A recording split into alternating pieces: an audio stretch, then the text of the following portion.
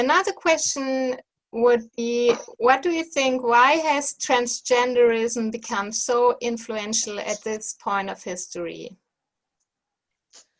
Well, as I said a little bit in my talk, the transvestites have been around for a long time. I mean, the early sexological writings in the first part of the 20th century had case histories about transvestites, men who were sexually excited by wearing women's clothes. And it was seen as a paraphilia, a sexual paraphilia.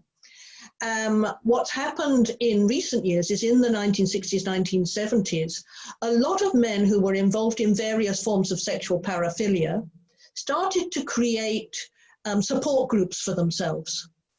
For instance, in the 1970s, nappy fetishists, men who like to wear nappies and pretend to be babies and so on. There was a support organization set up in late 60s, early 1970s. As a result of the sort of sexual revolution, all of these forms of men's sexual interest started to develop, and they formed organizations for themselves. But it wasn't really until the 1990s that the whole development of pornography, which has, of course, created a huge wave of interest by men in engaging in this practice and many, many other paraphilias, really gave a boost to these men, and it enabled them to organize, because the internet enabled them to organize in groups where they could discuss their pornography and their interests and so on. So that's really what created this movement in the 1990s.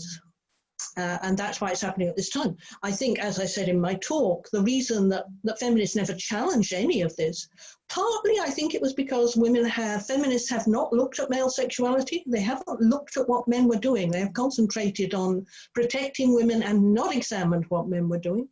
But also there was a very, very low point for feminism in the late 90s and in the early 2000s. There was very little feminism around. So women were not fighting what was happening. I think we just did not see it coming. I did see it coming fairly early, but most women had no idea.